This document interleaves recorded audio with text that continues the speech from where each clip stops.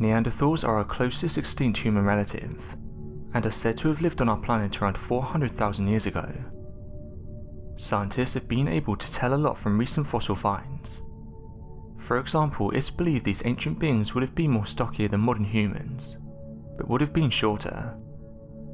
Some have said that shorter bodies would have helped them in colder conditions. What's interesting about this though is that although they were in fact smaller, they did have larger brains. This is perhaps what gave them the ability to use their surroundings to their advantage. For example, they are said to have used a diverse set of sophisticated tools.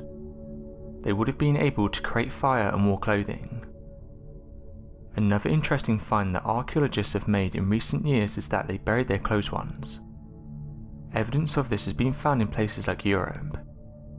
It's also been found that after the person passed away they would have visited the burial site, and even placed down flowers on the site. Archaeologists have said that no other primates have exhibited this type of behaviour. Over the years, researchers have worked to find out the main difference between us and the Neanderthals. What's interesting though is while conducting these studies, it's also shown us what we have in common as well. For example, it was recently revealed that Neanderthals had problems with their ears. In particular, they had dense bony growths form in their ear canals. It's been commonly referred to as surfer's ear, and this is because it's said to form when someone is exposed to windy and cold conditions.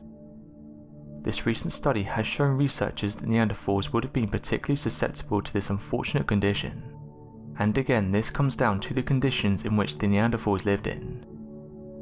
For this study, the team of researchers were able to get their hands on a number of ancient humans. Luckily, most of these were Neanderthals, which gave them the perfect opportunity to study these ancient humans. They made the discovery after examining the ear canals. The scientists discovered that this condition was quite common in the remains they studied. Unfortunately, these ancient humans would not have been able to treat this condition. In their cases, it would have led to a decrease in hearing, ear infection, hearing noises due to trapped debris, and daily pain. The researchers discovered that other individuals had this condition as well, but it was mostly found in Neanderthals. As of right now, researchers are carrying out more tests on individuals. Over the years, there have been many theories passed around in regards to ancient Egypt. For example, some believe that our ancestors were not able to build the Great Pyramids of Giza, and therefore would have needed help in some form or another. However, Egyptologists and archaeologists have said that our ancient ancestors had a great understanding of construction. This understanding allowed them to help build some of the most impressive structures on our planet. What's interesting is that going back in 2014, archaeologists uncovered what they described was a ramp system. This was said to have aided the ancient civilization in building these massive structures. With that being said though, even today researchers and Egyptologists struggle with coming up with a satisfying answer as to explain the cause of its creation, and the purpose the structure holds. The mystery has seemingly only become more complex as more discoveries surrounding the structure are made every single year, some more baffling than the last. Scientists say the Egyptians didn't have help and were indeed a very capable civilization. However, theorists have said the Egyptians had help from large humanoids. They don't go into detail but state the ancient Egyptians once had giants help them with the construction of the pyramids. The proof they have is in the form of drawings. These carvings depict large humans looking over average sized humans, and they say this is what allowed them to build these giant structures. Rumours of these giants go back years. Back in 820 AD, the neighbouring ruler to Egypt at the time, the Sultan, made several attempts to open the Great Pyramid, and so contacted a number of experts to better understand the site, to which he was told the structure had been built by giants, of whom were referred to as superhuman beings, and that within these pyramids they had stored a great treasure beyond the knowledge of man. It's due to these writings and the sheer magnitude of the pyramids that many believe it's possible that an ancient race of giants constructed the massive structures. With that being said, there's still no scientific proof of giants ever existing. This is, however, depending on what you consider a giant. Scientists have said that over the years large people have been found all over the world. For example, one man by the name of Robert Wadlow was over 8 feet 11 inches, and it's been suggested that someone of a similar height may have been born during the ancient Egyptian era, and that's where the stories of giants started. Mythbusters was a hit TV show with millions of people tuning in over the years. All kinds of myths and urban legends were put to the test, and one such legend was that of the mystical heat ray. This was said to have been used by Archimedes to fight back an entire military during his day. According to the legend, back in 212 BC, an inventor and philosopher of the time known as Archimedes was at the shores of a massive siege between his own people and a number of Roman warships. Made entirely aware that his people were both outnumbered and outmatched, Archimedes began constructing what was referred to as a burning glass that would be able to burn through the Roman ships and protect his people.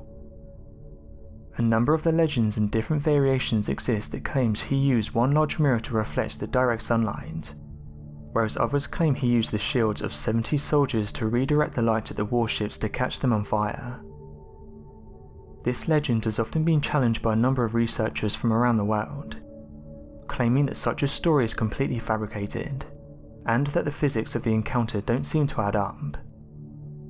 This led to the TV show Mythbusters attempting to recreate the event, only to find they were completely unable to ignite a model ship with the use of reflective shields. Regardless of these finds, many still believe the event had occurred at one time, given the fact the legend has been recorded by both Greek and Roman historians, both of which recounted the event. Considering the fact these historians only wrote down verifiable events, it's led many to believe that perhaps Archimedes constructed a whole different form of technology, and this helped him to construct his heat ray. What's interesting is that videos can be found on YouTube in which people have replicated this technology, and some have in fact been able to set certain objects on fire. In one video, a man and a woman were able to light a wooden ship on fire, using a very similar technique. Videos like these and various other tests has led some to believe that not only was this technique real, but it would have been used in combat to take down opponents. The only thing that was needed would have been a big enough mirror, and you would have had yourself a fully functioning heat ray. Some have even put forward the idea this would have been one of the first natural weapons that was successful in battle. So what do you guys make of this? And do you think Archimedes was successful in taking down an entire military using this technique? Let me know your thoughts in the comments.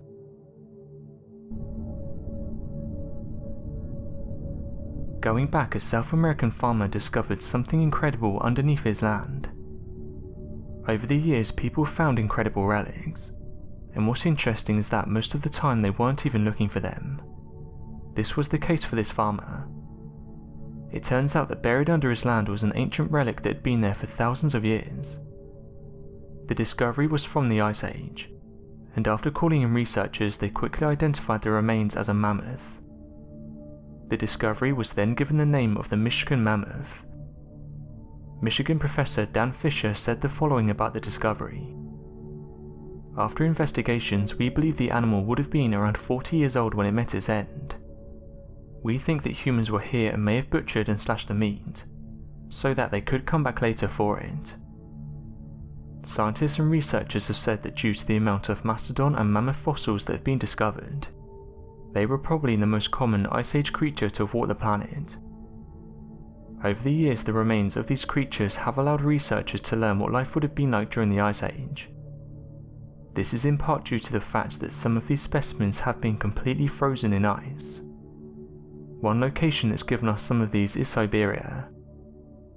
Researchers have been able to analyse the skin, tissues and hair of this creature, and it's given us an insight into this creature's behaviour and traits. Going back to the discovery, the professor stated the bones were around 15,000 years old. It seems that scientists may have plans for these mammoths as well. Last year it was announced by scientists in Russia along with South Korea that they've been working on bringing back prehistoric creatures. The scientists are currently carrying out research in a lab that costs $5.9 billion to build. The Russian scientists hope to study animals that were once extinct from the living cells. Finally, they want to be able to move on to restore the creatures. Some of the creatures they are studying include the cave lion, woolly mammoth, woolly rhino, and species of horses. This is no longer a fantasy. Scientists from Harvard and Russia have already delved into mixing genes to bring back species that are extinct. They want to put woolly mammoth genes into an Asian elephant, and plan to do this by 2020. Some have suggested this could be the start of something huge, with people putting forward the idea we'll eventually have extinct species roaming our planet again.